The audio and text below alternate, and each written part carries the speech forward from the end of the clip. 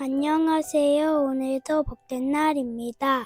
오늘은 느헤미야 7장 5절에서 73절 말씀을 살펴보겠습니다.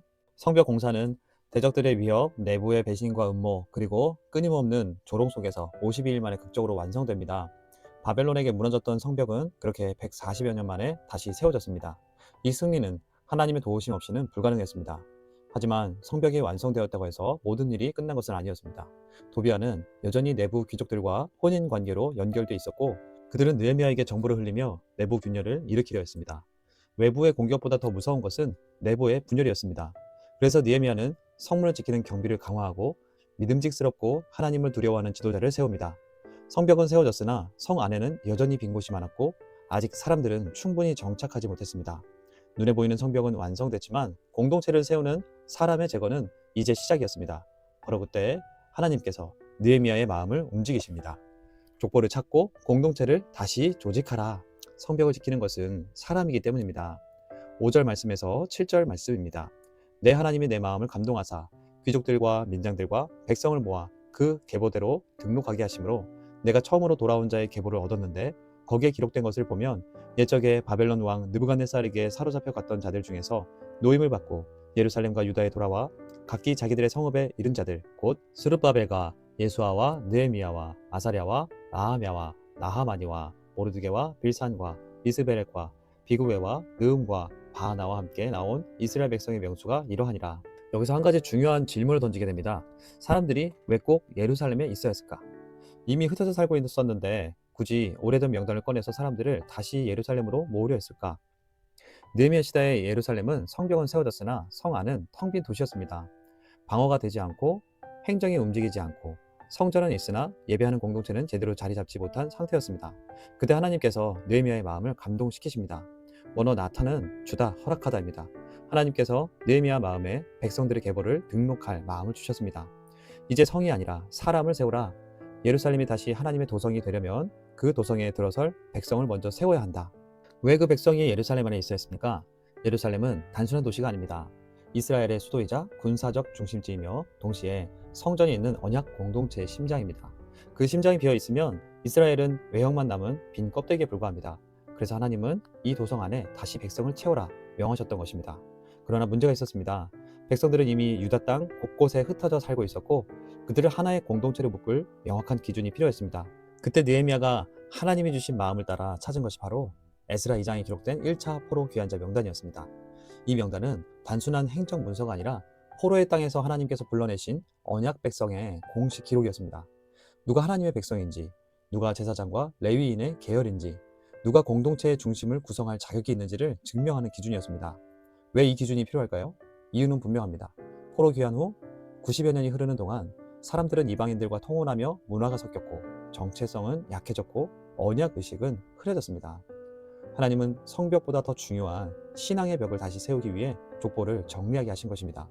그래서 예루살렘을 다시 세우려면 우리가 누구인지를 먼저 회복해야 했습니다. 그 회복의 출발점이 바로 명단의 재확인이었습니다.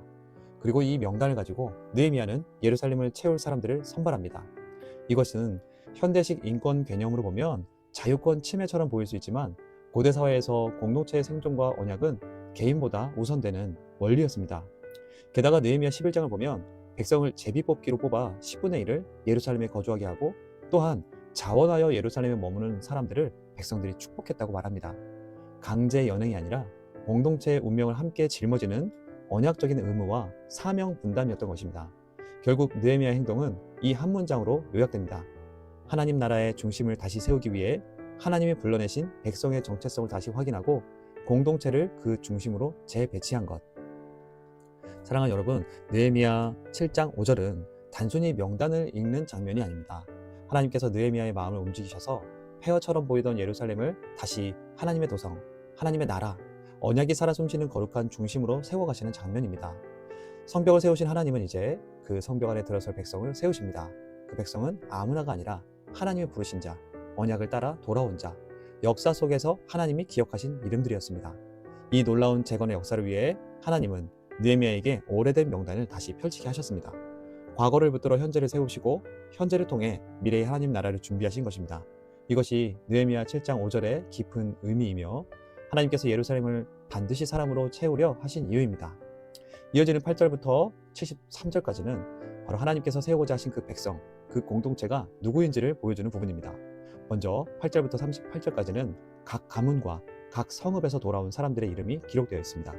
이 이름 하나하나는 단순한 행정 목록이 아닌 바벨론의 절망 속에서 하나님의 약속을 믿고 돌아왔던 언약의 사람들, 하나님이 다시 세우실 예루살렘을 바라보고 믿음으로 발걸음을 옮긴 회복의 주역들이었습니다. 그래서 하나님은 그들의 이름을 하나도 빠짐없이 기록하게 하셨습니다. 그런데 중요한 점이 있습니다. 지금 느헤미야 시대의 백성들은 이 명단은 단순한 조상 명단이 아니라 너희가 바로 이 언약의 혈통에 있는 자들이다 라는 정체성을 일깨우는 거울이었습니다. 백성들은 이 명단을 바라보며 우리는 아무렇게나 흩어져 살던 사람들이 아니라 하나님의 약속을 따라 귀환시키신 그 백성의 후손들이다 라는 사실을 다시 깨닫게 되는 것입니다. 동시에 이 명단은 예루살렘에 누가 들어올 수 있는지를 결정하는 하나님 앞에서의 자격 문서 역할도 했습니다. 예루살렘은 단순한 도시가 아니라 언약 공동체의 중심지였기 때문에 하나님은 느헤미야를 통해 정체성이 분명한 자들이 그 중심을 채우라 명하신 것입니다. 결국 지금 유다 각 지역에 흩어져 살아가는 백성들에게 이 명단은 이렇게 말하고 있습니다. 너희는 스스로 흩어진 사람들이 아니다. 하나님께서 목적을 가지고 보낸 백성이다. 너희의 정체성은 이 명단 안에서 다시 발견된다 라고 말씀하시며 흩어진 백성에게 하나님이 주신 사명감을 다시 불러일으키는 말씀이었습니다. 이어지는 39절에서 60절까지는 제사장들, 레위인들, 노래하는 자들, 문지기들, 그리고 느드님 사람들의 이름이 등장합니다. 이 명단은 예루살렘이 정치적인 수도로만 회복되는 것이 아니라 성전을 중심으로 한 영적 예배 공동체로 재건되고 있음을 보여줍니다. 성전이 회복되려면 예배를 드릴 제사장이 있어야 하고 말씀을 가르칠 레위인이 있어야 하며 문을 지킬 자와 찬양을 이끌 자가 있어야 합니다. 하나님은 역할이 분명한 예배 공동체를 다시 세우고 계십니다. 이어지는 61절부터 65절 말씀에는 족보가 확인되지 않아 제사장 직무를 마치 못한 이들이 나옵니다. 제사장의 계보는 성전 전체 거룩성과 직결되기 때문에 느헤미야는 확실한 검증이 있기 전까지 그들에게 성물을 먹지 말고 직무에서 제외했습니다. 이는 배제가 아니라 하나님께서 예루살렘을 다시 세우실 때 거룩한 질서와 영적 정확성을 얼마나 중요하게 여기시는지를 말씀하시는 것입니다. 하나님이 정하신 방식과 거룩한 질서를 따라야만 예배가 바로 서기 때문입니다. 예배는 바로 하나님 앞에 드리는 것이기 때문이죠. 그리고 70절에서 72절에서 우리는 공동체가 함께 예루살렘 회복에 헌신하는 모습을 봅니다. 어떤 이는 금 1000드라크마를, 또 어떤 이는 금 20드라크마를, 또 어떤 이는 은 2000미나를 드립니다. 액수의 중요성보다 예루살렘을 세우는 일에 모든 백성이 함께 참여했다는 사실이 중요합니다. 하나님 나라의 회복은 몇 사람의 헌신으로 세워지는 것이 아닙니다. 백성 전체가 함께 짊어지는 언약적 사명이라는 것을 보여주는 것이죠. 그리고 마지막 73절에 이렇게 기록됩니다. 이와 같이 제사장들과 레위 사람들과 문지기들과 노래하는 자들과 백성 몇 명과 느드님 사람들과 온 이스라엘 자손이 다 자기들의 성읍에 거주하였느니라. 앞서 언급한 명단의 백성들이 예전부터 각 지역에 흩어져 살고 있었던 것을 요약해주는 구절입니다. 무슨 의미입니까? 그 명단에 속한 가문의 후손들이 지금 각 성읍에 살고 있다. 그리고 이들이 이어질 8장에 말씀 앞에서 부흥의 주체가 될 백성들이다 라고 말씀해주는 전환 구절입니다. 이 말씀으로 하나님은 느헤미야의 후세대의 백성들에게 말씀하십니다.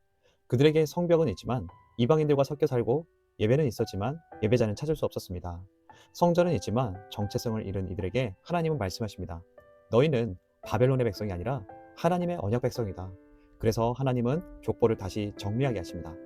너희 조상들을 보며 너희 정체성을 잊지 말라. 너희는 내 백성이다. 성벽은 세워졌지만 하나님은 백성의 신앙의 성벽을 다시 세우고 계셨습니다. 하나님은 오늘 우리에게도 말씀하십니다. 사랑하는 여러분, 오늘 우리 시대에도 성벽은 잘 지어져 있지만 내부는 무너져 있는 공동체가 많이 있습니다. 하나님은 오늘 너의 신앙의 정체성을 다시 회복하라 말씀하십니다. 부모의 믿음이 내 믿음이 아닙니다. 교회 건축을 위해 헌금한 것은 복된 일이지만 건축 명단에 내 이름이 적혀 있는 것이 주가 아닙니다. 교회 이름이 등록되어 있는 것이 주가 아닙니다. 내가 무엇 때문에 그 자리에 있느냐에 대해 대답할 수 있어야 합니다. 하나님은 우리에게 말씀하십니다. 너의 이름이 정말 하나님 나라의 명단에 기록되어 있느냐? 하나님은 오늘도 주의 백성들을 부르십니다. 그리고 그 백성들을 통해 하나님의 나라를 건설해 가십니다. 우리는 예수 그리스도의 피로 하나님의 나라의 백성이 됐습니다. 너는 내 것이다. 너의 이름은 하늘 생명책에 기록되어 있다. 오늘 우린 이 정체성으로 오늘 나의 삶을 살고 나의 가정과 일터 교회를 온전케 하시기를 바라고 축복합니다. 말씀을 기억하며 하나님 앞에 섭니다. 세상의 가치관과 바쁜 일상 속에서 흐려진 우리의 신앙, 정체성, 소명을 다시 그리스도 안에서 분명하게 하옵소서. 하나님 백성으로 살게 하옵소서. 내 가정, 일터, 교회의 공동체를 그리스도의 보혈 위에 다시 세워주옵소서. 복음 위에, 예배 위에, 성령의 역사 위에 세워지는 공동체가 되게 하옵소서. 우리 기도하며 나아가겠습니다.